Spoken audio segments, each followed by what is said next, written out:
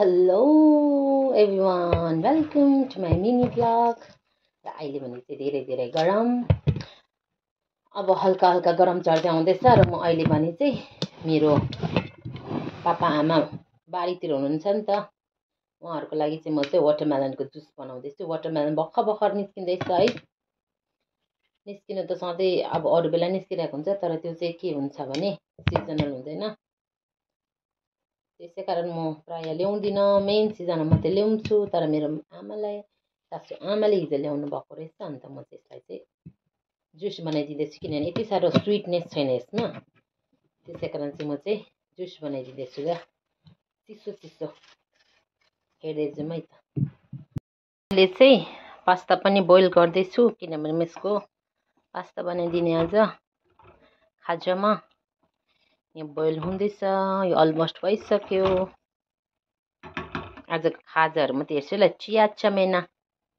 लु मैले यसलाई वास गरेर तारिसकेको छु। अब यसको इन्ग्रेडियन्ट सागसब्जीहरूलाई म रेडी गर्छु, तपाईँहरूलाई देखाउँछु है त। अब मेरो अघिको जुसपट्टि जाउँ। मैले यसको सबै छिटो निकाल्दैछु। घरेलु पदार्थ युज गर्नु होला, वाटरमेलनको जुस बनाएर खानु होला। बाङ्गो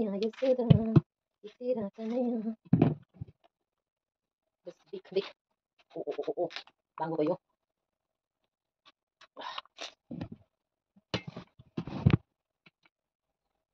कसैले यो स्विटसँगै खान्छ कि वाटरमेलन, हामीलाई चाहिँ स्विटसँग खानु हुँदैन। अब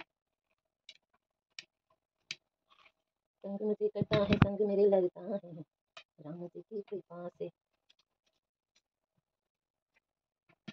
हात खाने बेला पनि हुँदैछ, हात पनि बनाउनु पर्ने छ। अहिले बारीबाट काम गराउँदा चाहिँ चिसो जुस खानु पाउँदा कति मजा आउँछ होला।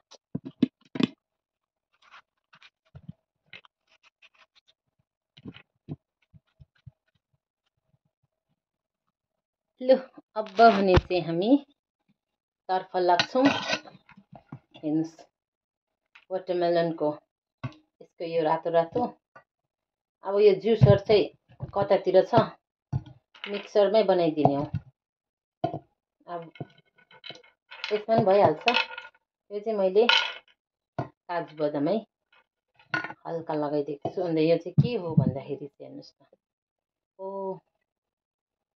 यो चाहिँ मेडिसिनल फ्लावर, हाम्रो गुराँसको फुल हो।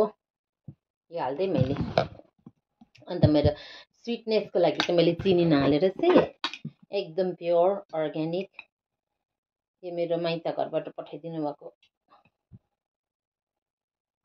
हनी हालिदिँदैछु है त। हनी बनी। बेसी गुलियो पनि राम्रो हुँदैन। ल कलरको लागि चाहिँ बिट लगाउनु मन पर्यो, सानो लगाइदिनु।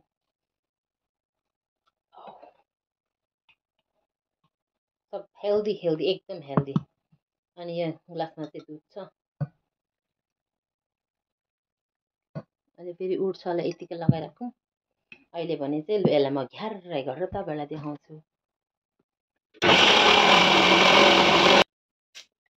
यस्तो हुन्छ नि त। उब्रेको दुध एड गरे, एकदम दामी जुस रेडी भयो।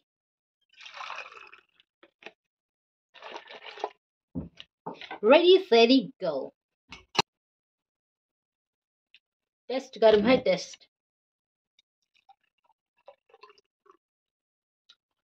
सबै खान त गयो होला नि।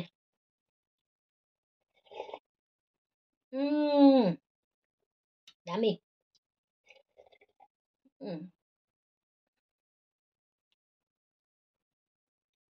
गुलियो पनि ठिक्कैको, एकदम दामी छ।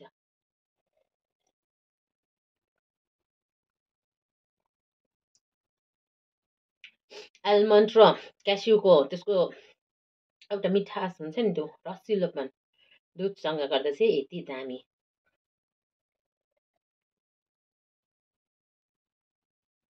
Oh my god, I love it. तपाईँहरू पनि घरमा बनाएर खानु होला। अब रेस्ट। यो चाहिँ म बाख्रामाको लागि फ्रिजमा राखिराख्छु चिसो हुन्छ नि त अहिले हुँदै गरम गरम भएर हुँदा है अब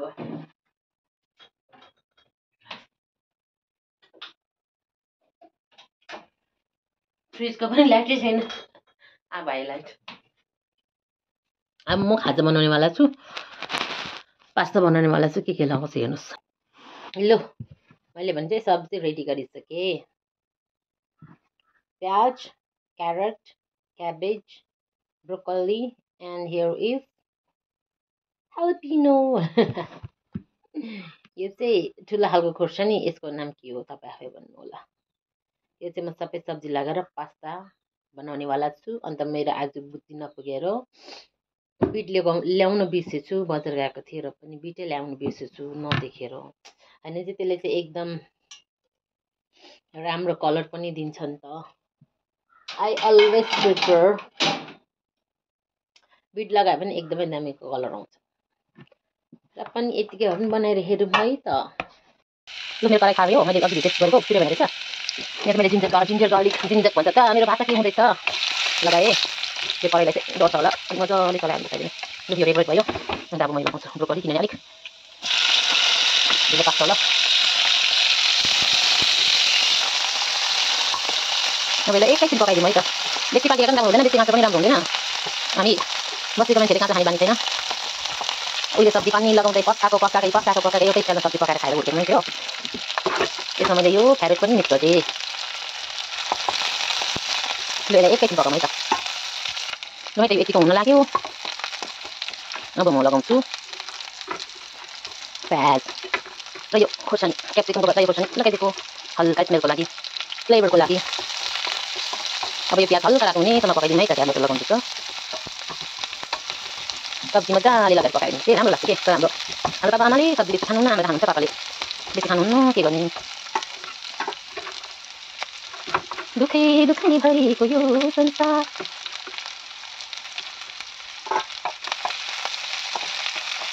एकछिन पाक्नु दिउँ है त साथी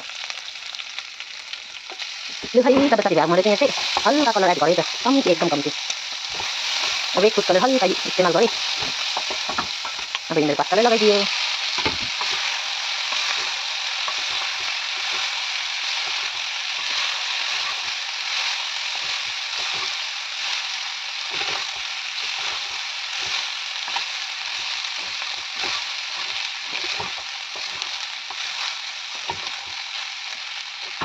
बिस्तारै लो फ्लेममा पकाइबस्नु पर्छ एकदमै दामी हुन्छ यसले चाहिँ के भरैसम्म बिस्तारै पकाइरहनुपर्छ कि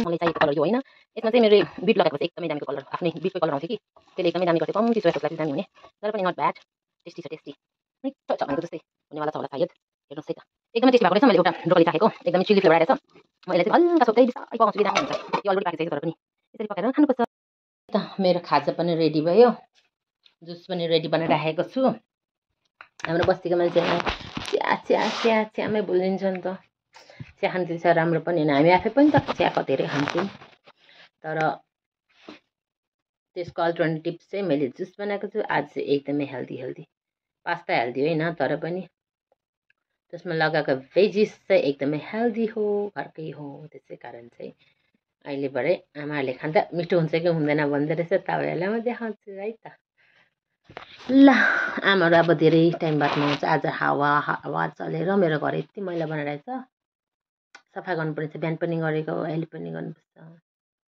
साह्रो छ जिन्दगी आमालाई खाजा ल मैले बनाइदिएको चाहिँ आमा जुस चट्टै पार्नुहोस् त जुस कस्तो रहेछ खाइहाल्नु न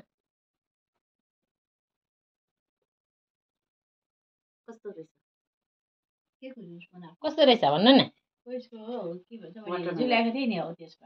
फर्सीको हौ कस्तो लाग्यो आमालाई